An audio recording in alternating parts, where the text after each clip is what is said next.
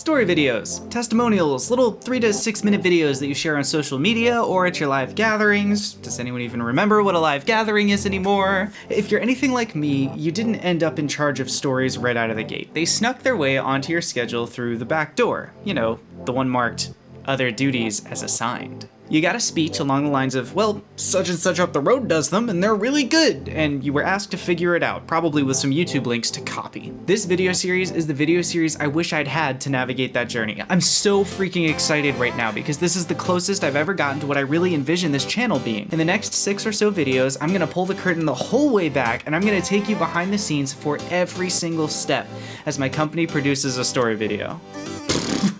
Buckle up and let's get into it. Let me be clear, I'm not holding on to any trade secrets or anything like that. This is the full process that we use at Epic Video to, well, make videos that move people. Every good video starts without a camera in the room, preferably over food. Before every story, I meet with the talent, which is the fancy video word for subject. Use it, you'll feel intellectually superior.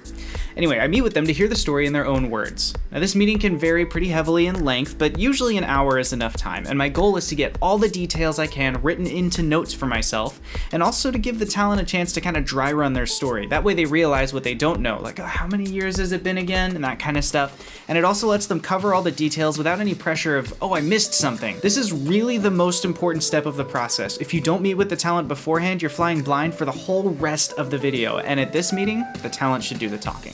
So then we take those notes and we form interview questions based on them. The more stories that you tell, the better you'll get at identifying the story before the actual filming and tailoring your interview questions to it, but basically, you're trying to candidly coax your talent through the story in some sort of order. It could be chronological, but it could also be thematic in another way. You're determining the flow of filming, which saves you time in the edit, and it keeps emotions fresh for the talent because they're not bouncing back and forth from sad times to happy times as they remember things they missed. It's also ideal if you can choose and even scout the location you want to use to film. Now this could be somewhere the talent will be comfortable, like a park they always visit or their living room, but it could also be a location that you pick because it's pretty or because it's something on brand for your organization, like a brick texture, you know, if you use a lot of brick textures in your graphics. Once you know the location, you can give the talent guidance on what to wear or not wear for filming, type patterns, colors, etc. Now on shoot day, you'll ask your prepared questions and you'll chase all the rabbit trails. Record everything because you never know what you'll need in the edit.